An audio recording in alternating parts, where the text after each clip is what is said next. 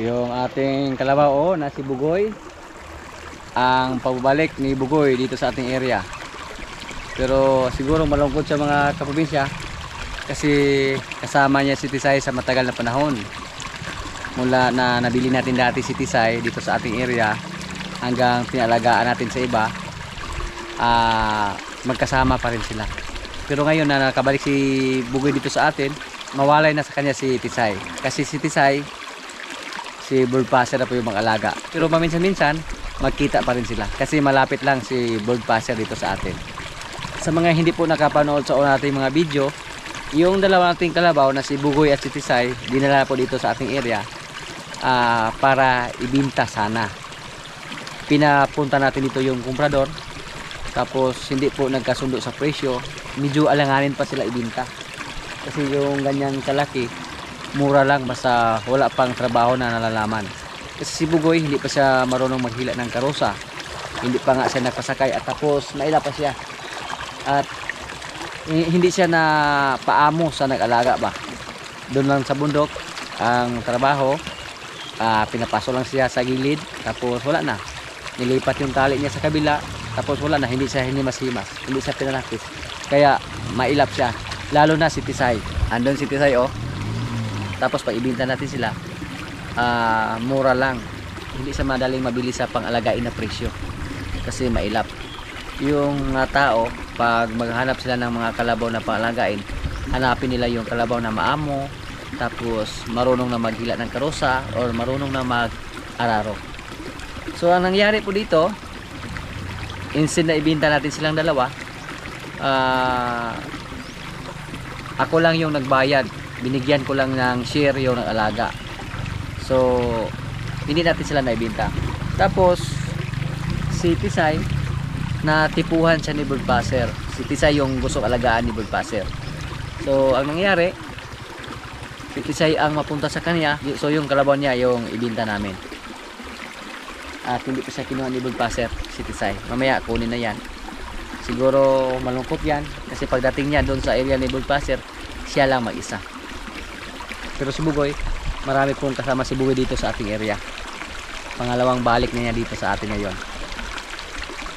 Andyan si Rambo, andyan si Palo, andyan si Paluma, si Paula, si Jean, sino pa, si Tisoy. Sa ngayon wala pa siyang nalalaman na trabaho, pero sa sunod na mga linggo, pag maka-adjust na siya dito sa ating area, turuan natin siya na maghila ng karosa. Pamuhin muna namin siya, araw-araw himas-himasin namin hanggang hindi na siya mailap. Hindi nga siya magpahimas sa kanyang katawan, napakailap niya. So pag mag-alaga tayo ng kalabaw o baka, dapat himas-himasin natin palagi para pag magpalit tayo ng tali or maglagay tayo ng busal, hindi tayo mahirapan. Katulad ni Tisoy, nung pinalitan natin ng tali, napakahirap. Tapos pag malaki na, malakas na yung kalabaw. So sa ngayon, yung kalabaw na inalagaan natin dito ay nasa 7 heads na. Pang 7 heads si Bugoy. Kung sakaling mga anak si Jen, pang 8 na. Ang sistema po natin dito mga kaprobinsya, kung sakaling lumaki na yung mga kalabaw natin dito, tapos marunong na sila maghila ng karosa, may trabaho na silang nalalaman, siguro hindi natin maiwasan na mag-dispose tayo ng kalabaw dahil sa dami ng ating mga alaga. Lalo na ngayon na marami sa ating mga alagang baka ay mga buntis. Kung sakaling mag-success lahat yung mga baka natin na babae, so nasa 6 heads po yung buntis natin. Tapos pag surtihin tayo, yung baka natin dyan na pula, baka maglandi lang yan agad kahit hindi pa mawala yung anak niya, katulad ni Basya. So hindi natin maiwasan na magbinta ng mga hayop dito basta mag-success tayo sa ating pag-breeding ng mga baka dito. Ito, kung sakaling magbinta tayo ng kalabaw, turuan muna natin siya sa paghila ng karosa para tumaas ng kunti yung kanyang presyo. Sabi po ng kumprador dito, si Boss Gerald na pumunta dito sa mga nakaraang video natin, yung ganyang kalaki, tumaas yung halaga basta marunong na siya mag-araro. Pero sa ngayon, lalo na mailap pa, medyo mura or mababa lang yung presyo niya. Walang gustong bumili para pang-alagain sa ganyang sitwasyon. Basta mailap yung kalabaw. Pero pag maamong or mabait, pag-agawan yan doon sa stockyard, lalo na pag marunong na siya mag-araro. May bagong kalabaw na si Bird pa, sir. Yun na yun.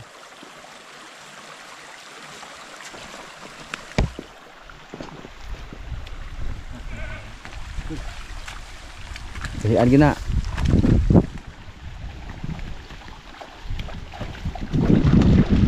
Tisay. Dapat i-ditso daw ipangilong sa. Bro, i-ditso lang na pangilong daw sa. Si Bugoy oh. Kumain lang siya ng dahon ng tubo. Mapilitan siya dito na kumain ng dahon ng tubo. Kasi yan po ang pagkain natin dito. Hindi na Carabao grass.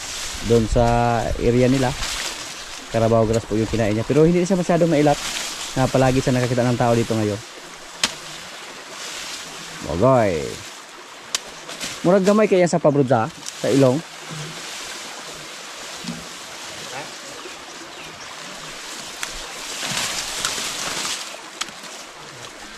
Yan po oh, yung ating kulungan dito ng kambing. Hindi muna na po naayusin. I-repair na po. Nasira yung ating kulungan. So dahan-dahan itong i-repair.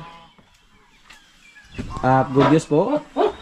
Kasi yung isa nating kambing na inakala natin na maibinta na natin, naglandi. Yan. Yung malaki mga kaprobinsya. Yung nanay ni Dayan. At nagpakasawa si George oh. Mukhang namimiss na ni George. And magkasilaki sila oh. Kailangan po natin i-control yung pagkain sa ating kambing kasi napakalaki yung tiyan niya. Tapos mataba siya oh. Hindi tayo sigurado kung mabuntis ba siya o hindi pag hindi natin i-control yung kanyang pagkain. So kailangan natin siyang ilagay sa kulungan. Hinihingal si George pero ilang beses na yan naka-score si George.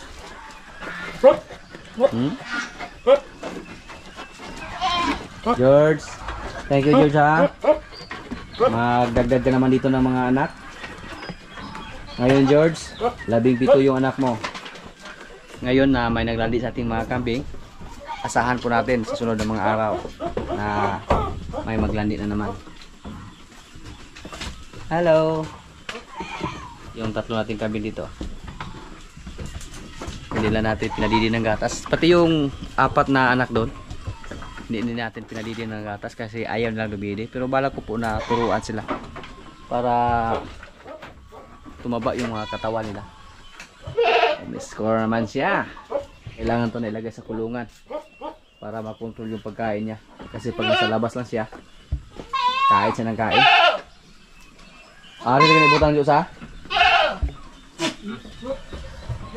Kung maraang si Ari, mararabag di maraang po. Soda. Tasa na siya lato siya.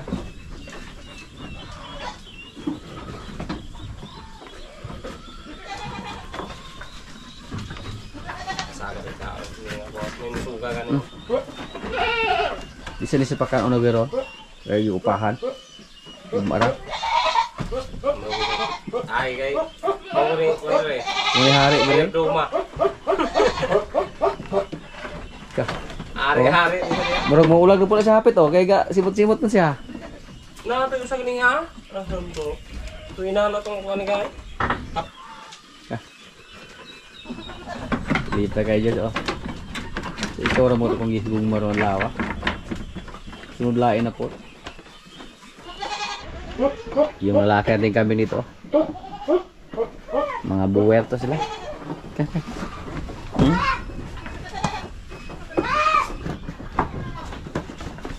Pero maulaw pa siya ba?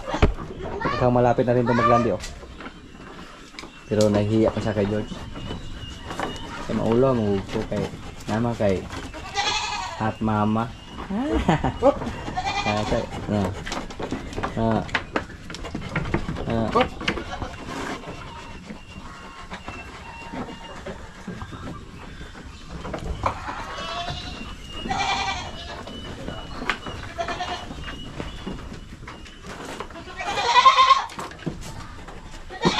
Lumapit naman yung isa, oh.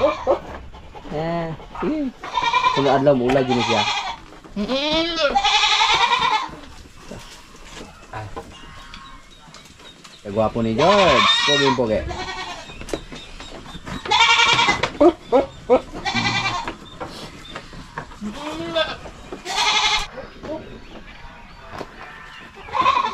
Malapit na itong mawalay, oh.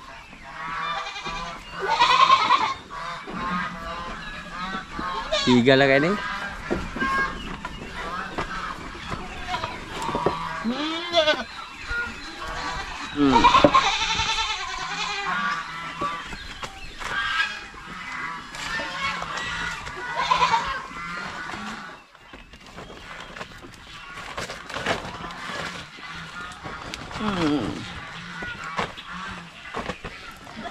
Lakas ah. Agak. Saan mag... Ito babae. Anak ni Dayan. Si Bochokoy. Bochokoy ka? Loko ka din mong utino na. Utino na.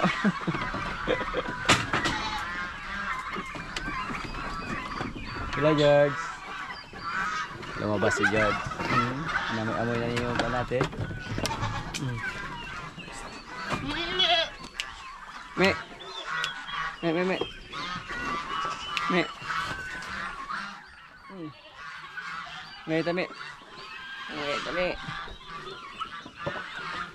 Tami.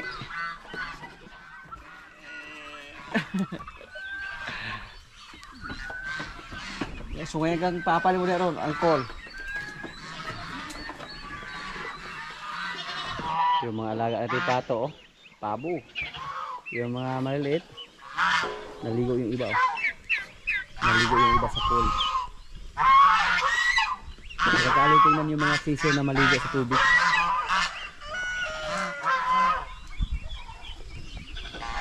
Yung pato po, nakakahilig ko lang maligo mga kapatid. Oh. Yung pabo, wala yan. Takot sa tubig yan. Yan po ngayon dito yung ating mga pato. Yung mga sisiw kahit hindi natin nilagay sa kulungan. Yan lang sila sa labas basta hindi tag-ulan. Pero pag palaging may ulan, hindi po sila makasurvive. Mamatay lang yung sisiw nila basta nasa labas lang.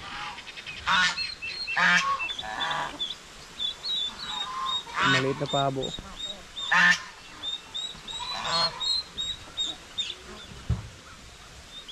May manok din dito.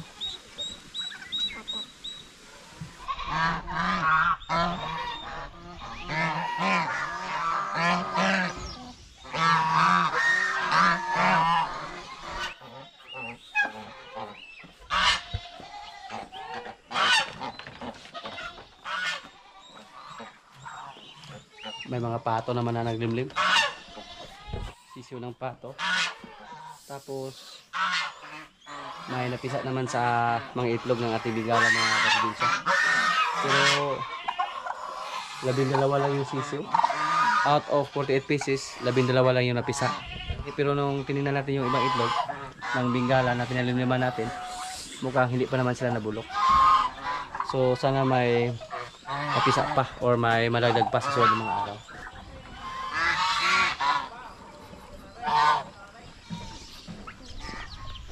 Puntahan po natin yung ating mga baka na babae. Lalo na yung isa nating baka na iniay. Palagi natin i-check para kung sakaling maglandi sila, mamalaya natin agad. Mapa-iay natin. Or mapakastahan ulit kung sakaling maglandi.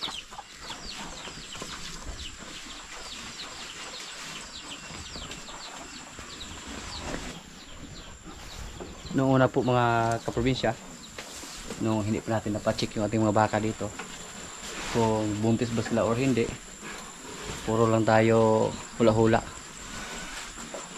Lalo na yung si Quinay at si Batang. Pero nang napacheck natin at nalaman natin na positive sila, mukhang may peace of mind na tayo ba. At nung pinacheck natin yung isa nating baka na galing sa dawis, negative po siya. Buti nilang napacheck natin. Kasi kung hindi pa natin siya napacheck, maghintay lang kami sa wala. Hindi po napansin sa ating mga kasama dito na nagrandi siya. Yung baka natin na puti na isa. Yan. Yan po ang napakaganda basta ma-check yung baka. Mula sa pag-iay or mula sa pagkasta, mga 3 buwan, pwede na yan ipacheck. Sureball na yan. At sabi po nating kaibigan na technician, turuan niya tayo kung paano magdukot ng baka sa ilalim para malalaman natin yung baka pag siya ay buntis ba or hindi. So kung sakaling maturuan niya tayo, hindi na tayo kailangan pang mag-hire ng technician na papuntahin natin dito. Tayo lang mismo yung magdukot sa mga baka natin, mag-check. So napakaganda pag matutunan natin yan para hindi na tayo mag-request ng technician kung sakaling may baka tayo dito na hindi tayo sure kung nabuntis ba sila o hindi. At mabait naman yung kaibigan natin na technician, si Sir Eli. Siya po yung technician dito sa Negros na nasa province. Pati yung isa nating baka na matapang, kung hindi pa natin siya napacheck, hanggang ngayon hindi tayo sure kung buntis ba siya or hindi. Kasi maliit lang yung tiyan niya. Nasa mag-6 na buwan na yung tiyan niya. So napakadali lang, hindi magtagal, mga anak na siya dito. Hindi lang natin iisipin mga kaprobinsya. Parang natural lang yung ginawa natin araw-araw dito, nagpapakain, nagpapainom. Natural lang, hindi lang natin mamalayan na dumating na ang panahon na mga anak na sila. Katulad sa ating baka dyan na pula, imagine nyo po, 9 na buwan at 16 days namin hinihintay yung baka natin bago mga anak mula sa pagkasta ni Pugi. At masaya po tayo kasi yung anak niya, dati nung hindi pa siya nanganak, palagi natin sinasabi na sana lalaki yung anak niya at hindi po tayo nabigo. Lalaki po yung kanyang anak. Sa ngayon, si Marimal na lang ang hindi pa natin na pakasahan dito. At sabi po sa ating kaibigan na technician, kailangan na hintayin siya na magrandi ng pangatlong bisis. Nabihan ko na po yung mga kasama natin dito kung ano yung gagawin kung sakaling magrandi si Marimal. Napakadali lang naubos sa kumpay ng isa nating baka.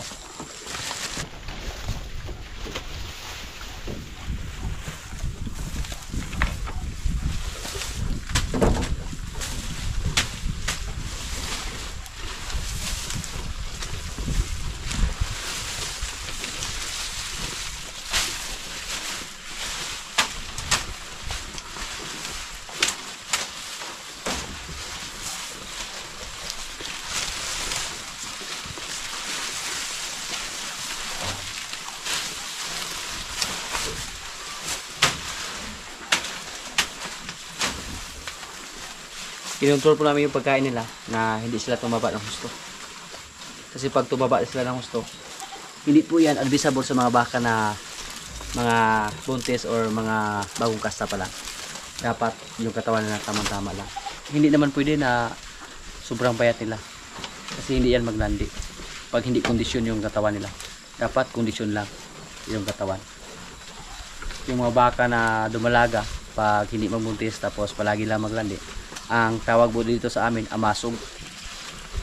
Tapos yung mga baka na medyo matanda na or may edad na at saka hindi na rin mabuntis or hindi na rin maglandi, ang tawag sa amin, landay.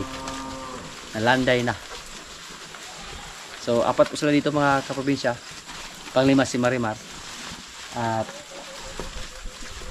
3 sa kanila dito yung positive na buntis.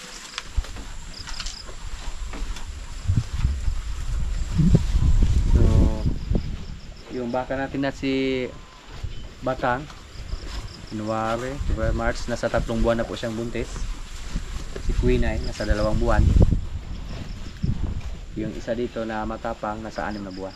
O hindi na natin mamalayan mga kaprobinsya na mga anak na yung mga baka natin dito. Kahit na medyo malayo pa, pag isipin natin na kakakasta pa lang sa ating mga baka. Napakalayo pa. Hindi madali yung 9 na buwan, sa totoo lang. Hindi madali yung 9 na buwan at saka 16 days na paghihintay. Pero habang may ginagawa tayo, parang magbunga din yung ginawa natin. Katulad sa ating pag-aalaga ni Palo dito. Si Palo po ay nag-1 taon siya dito sa atin last January. At medyo malaki na siya. Base po sa aking experience dito sa pagbili ng mga baka, mga kaprobinsya, medyo maganda po mga kaprobinsya pag bibili tayo ng baka o kalabaw.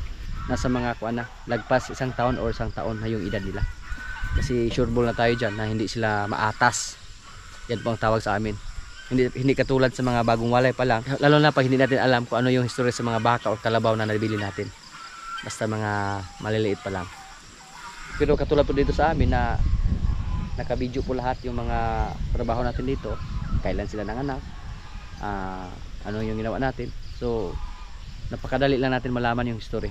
Kung ano yung pinapakain natin sa ating mga alaga. Kumain ba sila ng feeds or hindi. So kung sakaling may makabili dito, walang problema. Kasi balak po natin dito na siguro na sa mga next 2 years magawa na natin yung pangarap natin na maging isang breeder dito ng baka na mga Red Brahman. Yan lang po ang ating pangarap. Red Brahman yung targetin natin at saka yung lahi ni Limer. Kasi si Limer napakagandang klase. At kung sakaling maibinta na natin yung mga baka natin dyan na lalaki, pwede tayong magdagdag ng babae or yung mga anak lang sa ating baka yung alagaan. Kung nakita nila si Vitas, sabi po nila pwede na daw ibinta, huwag muna ngayon, next year na yan, or kaya pa namin na alagaan siya, hindi pa masyadong matapang. Pero pag tumapang na siya ng gusto dito, yan na po ang time na ibinta natin siya. Kung sakaling matuloy yung balak natin na magdagdag ng mga bakang babae dito, pwede tayong maglagay dyan ng extension. At dito pwede na itong palagyan ng bakod kung sakali matuloy yan. Tapos pwede tayong pag ganon yung takbo sa ating kubo, lagyan natin ng bakod para sa ating mga maliliit na baka kung sakali. So kailangan namin maghakot dito ng maraming dahon ng tubo para ihanda namin sa sunod na mga buwan kung sakaling wala na tayong kumpay na makuha. At yung mga dahon na tubo na nabilad sa araw, hindi yan nasira, hindi yan nabulok, pero kailangan sila ibilad para matuyo. Nasubukan po natin dati na gumawa ng silage, pero napakahirap po. Napakahirap yung pagkumpak. At habang nagtatrabaho tayo, habang pinuproseso natin yung ating silage na ginawa, hindi pa tayo sure kung mag-success ba yung ginawa natin silage. Kung sakaling ma-failure yung paggawa natin ng silage, nakakalungkot kasi mahirap yung paggawa ng silage. So yan po ang update sa ating mga alagang baka dito. Palo nagsigda. Palo nagpa-relax din Palo. Napakabait ni Palo mga kaprobinsya, pero hindi lang tayo magkumpiyansa. Naghigda-higda lang. Loy kayo ba? No. Sanayin po natin siya palagi na himas-himasin, sakyan, para hindi siya maging matapang sa atin. Nagpahinga siya, galing siya sa trabaho. Naghila pa siya ng rayos kanina. Tapos pinakain namin siya ng copramel at saka kumpay. Binigyan siya ng napir kanina. At ngayon naman bigyan natin siya ng dahon ng tubo para kung sakaling gusto niyang kumain, may makain siya. Pero dati pinahirapan niya kami mga kaprobinsya. Hindi siya pumasok sa karosa. Ayaw niyang magkila ng karosa.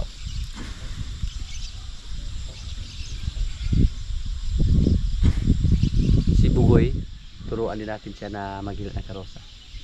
Yan po ang sunod-sunod natin gawin sa kanya. Pero napapansin namin yung kuko niya, hindi katulad sa kuko ni Palo. Mga mahaba yung kuko niya. Hindi yan magandang klase para panghila. Hindi daw makapirsa ng gusto. Hindi katulad kay Rambo at ni Palo. Si Tisay, si Bulbasa na yung bahala sa kanya. Siya na yung magturo sa paghila ng karosa, siya na yung magpaamo. Sa ngayon, dyan lang muna siya nilagay na malapit sa ating area para kumalma muna siya. Pakalmahin muna siya mga kaprobinsya kasi medyo maila pa siya. Natulog si Palo. Mabait na kalabaw si Palo. Hindi siya mahirap turuan sa pag-araro. Nung sinanay namin siya na maghila ng rayos, napakadali lang. Hindi na siya tumakbo. Kahit lubak-lubak yung daan namin dito. Hindi siya natakot sa gulong. Di ba, Palo?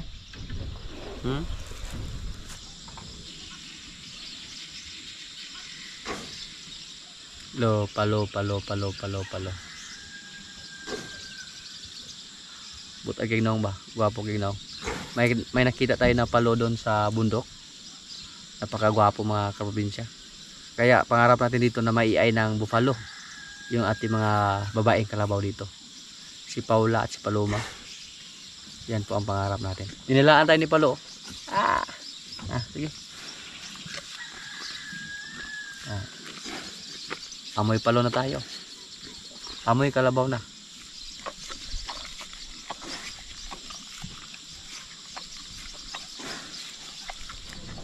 Mga kaprobinsya, kaya na po. Ito yung ulam namin, oh. Adobong pato. Yan, may kanin na mais. Lord, maraming salamat sa pagkain. So, kaya na. Madahan. Hindi pwede. May nga pandaog ko. Tama sa rin din ang tao. Rin na ito na. Ito ano gamay doon? Ako rin bukod ikaw mo surrender na tayo. Kung naman pa rin surrender din.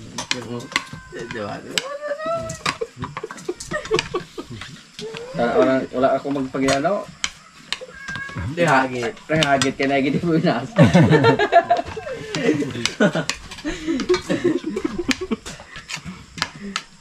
Nahilo ba? Eh, lang kay. Di clear naman kay class surrender.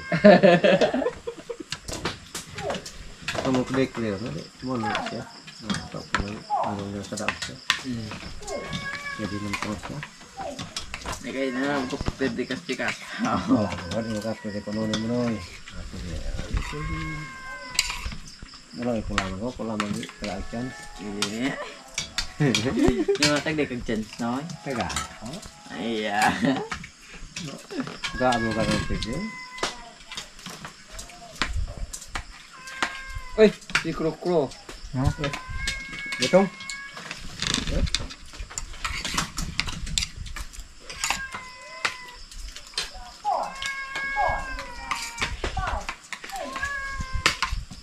Betong saya may alaga. Saya may alaga. Kita pintang ng betong niya. Isin mo kanta sa bitong. Nemo. Iba bitong nimo basig mo kanta. Ay nagpulay kaya tingnan ko kanta niya. Di na pud munda. Wala mo ura. Ang Carmela, diha mo. Wala yung makailog anang kanta kada. Ka. Ilo ko na mo. Kata ano?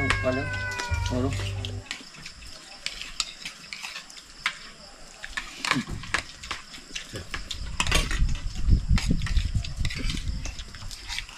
Ya, napalagay mo sukulon daw? Balay.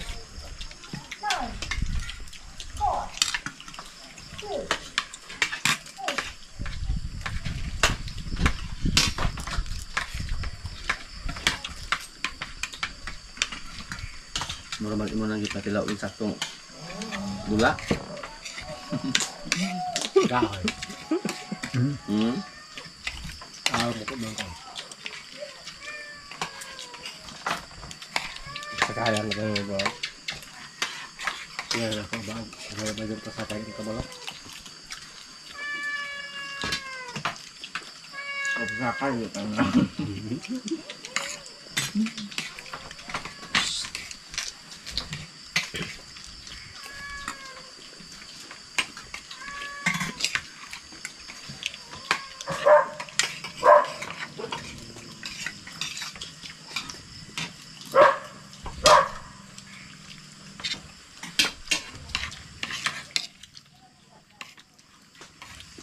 Ikaw lang tubos tayo.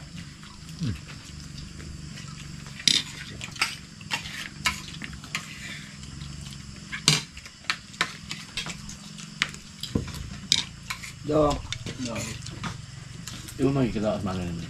Mano di alam nila.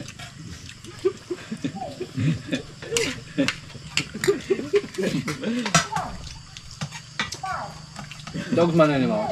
Dawag dyan ako. Kasi ka tilag ka. Saksa kasi ka tilag. Tilag ka.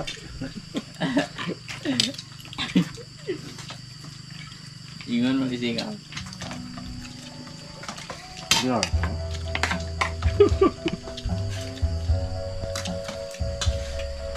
Umpay krok-krok. Kaya pag-cut.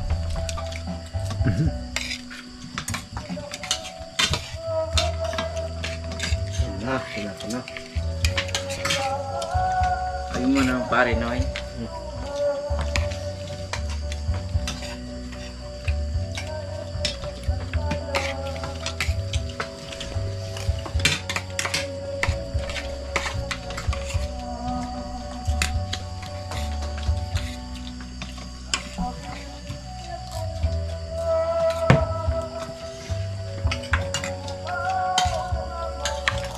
Isa pa, lagay ko ng lamot niya.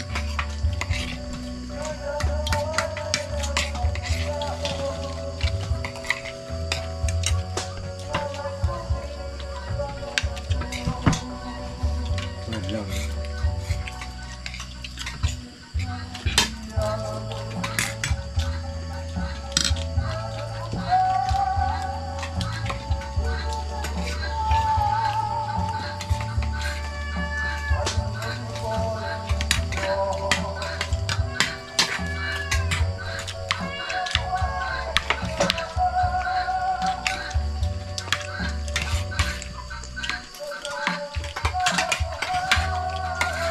Isa mo lang po.